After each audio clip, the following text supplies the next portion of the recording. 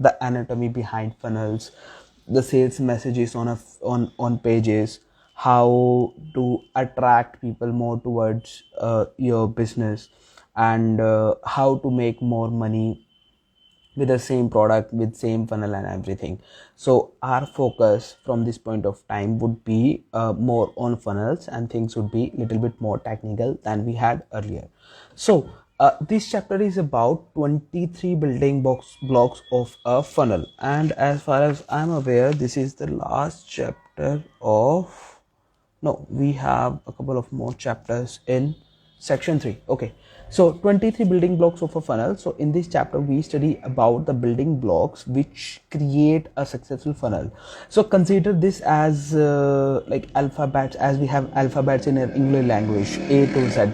So these are individual elements which we should know if you want to create a successful funnel. So as a house is built by brick, and it doesn't matter, it's the same brick, but the thing which matters is how you are arranging those bricks.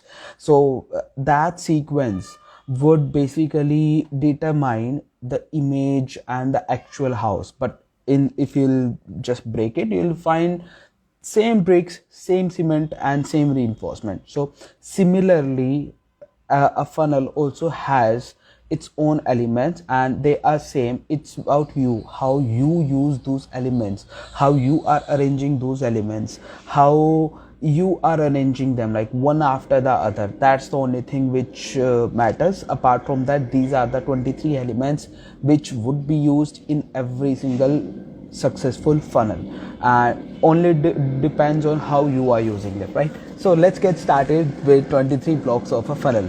So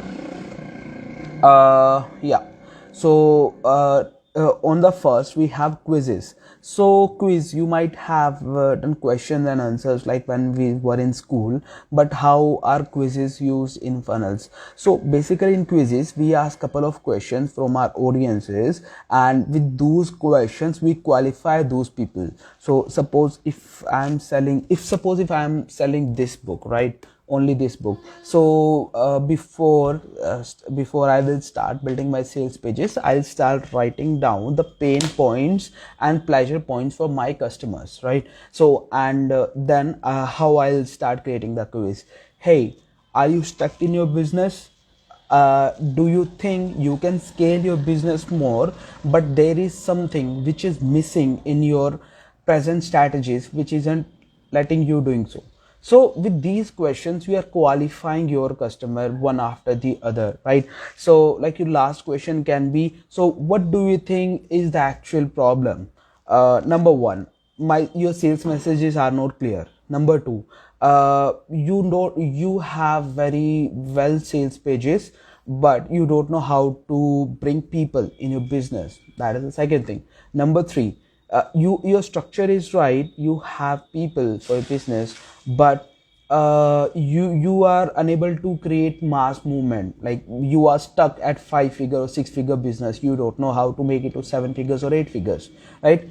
Number four, I'm not sure of my actual problem yet, because most of the people doesn't even know that there is a problem, right? So with these 4 questions, now every single answer relates to a different problem, right? And your further pages can be different on the basis of that question. So first question was my funnels are not clear. So for that, this particular book, Dotcom secrets. And for traffic, there is traffic secrets. For creating a mass movement, there is expert secrets. So with all these books, with every single question, person would be landing on a separate page. So that's how we use quizzes.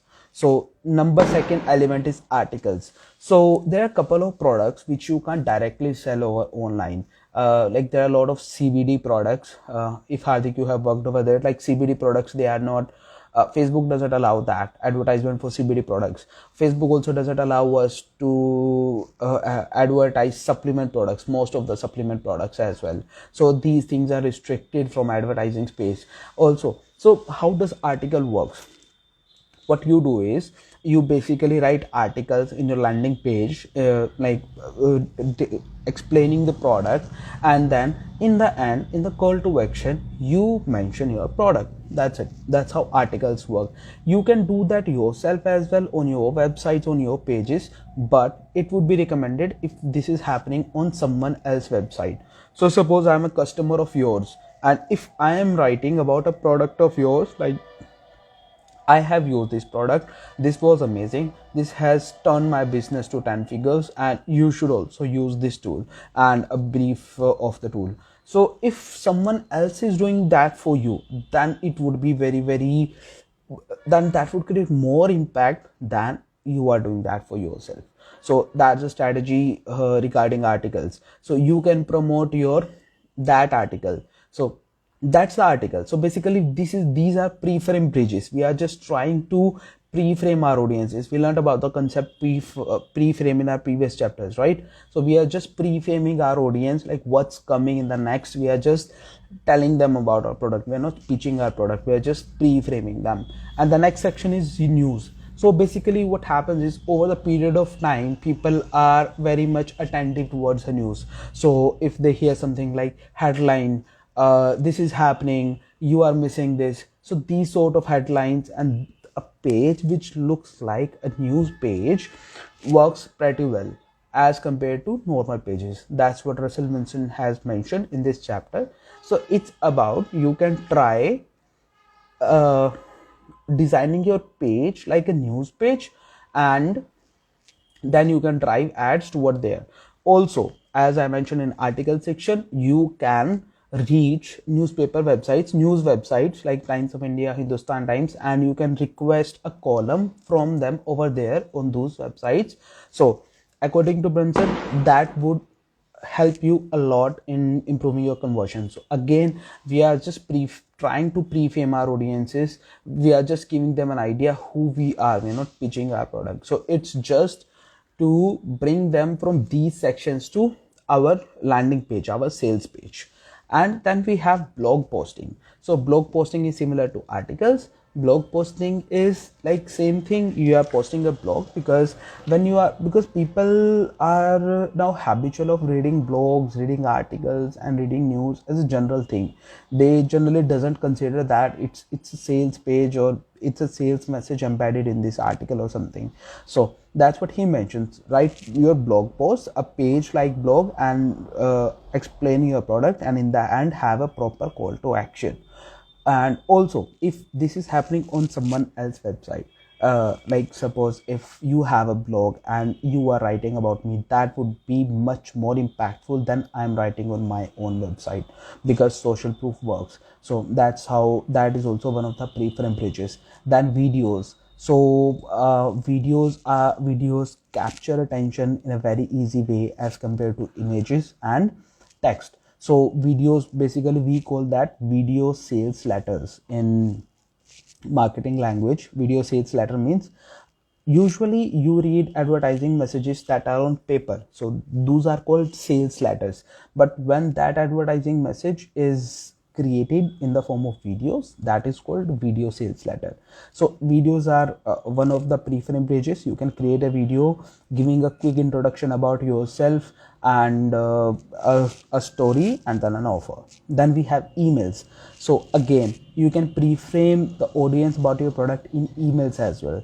That can be in your emails and that can be in someone else's email list as well. So again, someone else's email list would be much more impactful than your own email list, because now you'll be bringing on other people, and that would have the credibility and social proof of that person as well. So email is another pre-frame bridge. And then we have pre-sell pages. So pre-sell pages, before pitching something really hard, and if you think people would not agree with you over the content which you have on your sales page, in those cases we use pre-sell pages, where you just try to filter the audience and try to remove all those people who would not be interested in your product. Because if those people, spammy people, came to your web pages, then they may affect your ratings, they may affect your advertising ratings and everything.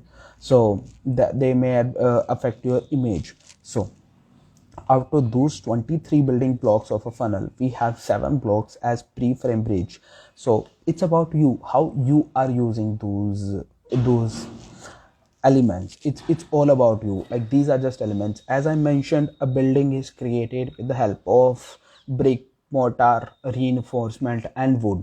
It's about you, how you are arranging all those things, and that arrangement would be deciding how the final building would be looking. So if you'll see the most beautiful building in your city and the worst building in your city, both have the same wood, same bricks, same cement. It's not about the elements. So these are the elements, these are going to remain same whatever you are doing. Same thing for English. So there are just 26 alphabets in English, but all of the words in English language are derived from those 26 alphabets only. So it doesn't matter whether you are studying science, you are studying mathematics, you are studying literature, or you are studying any other language or anything in the world, whether that is physics, whether that is psychology, whether that is neurology, whether that is biology. Every single word is created from those 26 characters only. So those 26 characters, their rearrangement created some words, and the rearrangement of those words created gave meaning to those sentences. But the building blocks are those 26 characters only. Similarly, these are the 23 elements of every funnel. So it's about how you are implementing them. Then we have second phase, which is qualifying subscribers. Now we already have like people we have pre-framed people, and now we are qualifying those people. So how we would be qualifying them? So pop-ups are one of the best ways. So pop-ups are like, if you have visited some landing pages, some pages, then you find like something just pops up where they ask you for your email address, name, and etc etc, just to give you access to the content that particular website or web page has. Those things are called pop-ups. So we also use pop-ups a lot while creating squeeze pages, basically lead pages. So the next element is squeeze page. What is a squeeze page? A squeeze page is nothing. A squeeze page is a landing page, or you can create it a website, you can call it a website, which is specifically designed just to get email address from the visitor. The only purpose of that particular web page is to get email address, to get his contact details, so that you can have that person in your email list and you can have further communication with that particular person. That is a squeeze page, right? That can be on any platform, that can be anything, but that particular page is called squeeze page. Why we are calling it squeezing? Because the job of the page is to squeeze user information. So every single content, every single element on the page would be just focusing on forcing the person to share his email address. Then we have click pops. Click pops are nothing. On websites you'll find sometimes they're just there are some pop-ups like where you will click, you will find very like they're squeeze page types pop-ups. So like a pop-up would appear where there would be a headline, email address, and name column. So those kind of pop-ups are called click pops. And then we have free plus shipping two-step forms. So what is free plus shipping? Free plus ship is nothing. It's just a like you are offering your audience something for free, which is a physical product, and asking them from just shipping charges. So the famous example is this book. Brunson sells all of these copies with free plus shipping model. So he charges just $8 for shipping charges, and the book isn't charging anything for book. So that is free plus shipping model. And how that happens is there are two forms in free plus shipping landing page, or you can say funnel. There are two forms. On first form, they ask you for an email address, their phone number, and address. Like he asks you, hey, this book is completely free for you, just let me know where to ship it. That's it. So address, contact details, and email address. That's it. And on the next page there is payment gateway. So that is free plus shipping, two-step form. Then we have webinar registrations. So webinar registrations is also nothing, that is just a squeeze page, a landing page, a lead page, whatever you call it. So then we have free account. So if you are selling some software products, then this particular strategy is most famous, where they give you some trial, some free access to their product, so that you can experience what sort of product they have, and then you can just enroll for their premium product later. So there are a couple of examples like Asana, Trello, even ClickFunnels gives you 14 days free trial, and there are tons of software which gives you free account, and if you find them good, then you can just move ahead with the final purchase. And then we have exit pop-up. So what is an exit pop-up? An exit pop-up is nothing, like if someone has done on a website, then what he would be doing is he would try to exit from your website. And an exit pop-up is just when someone just is about to close a landing page, then a pop-up appears finally, hey, so have you finally made your decision? So he's going to leave your website for whatever reasons, he's not interested in you or whatever it is. Exit pop-up gives you one additional chance to communicate with the visitor. That's the job of exit pop-up. So that's all for the day. It's been 15 minutes, and as the structure goes, we study just for 15 minutes, and we'll continue with the upcoming building blocks in the next session, which would be tomorrow, where we would be studying more about how we qualify buyers and how we identify hyperactive buyers. So these are the things we would be covering tomorrow. And then in the next session, we would be studying more about front end and back end funnels. So these are the things which are coming up next. So just giving you an example, what is a front end funnel? A front end funnel is something which is just to bring customer in your area. That's it. So the job of front end funnel is just to get someone enter in your shopping mall, or you say in your shop, right? That is the job of a front end funnel. And the job of a back end funnel is to squeeze money out of that particular person's pocket. So that's the job of back end funnels. So we have front end funnels, middle end funnels, and back end funnels. So front end funnels, the purpose of front end funnels is just to liquidate your ad costs. Honestly, that is the main purpose of front end funnels. And middle end funnels and high end funnels, these funnels give you maximum profits and help you in making maximum money with your online or offline business. So these are the business strategies which are coming up next. So stay tuned. Before leaving, Hardik, Sahil, any question or anything if you want to share related to 23 building blocks of funnel? Anything? No, everything is fine. Good. No questions? Okay.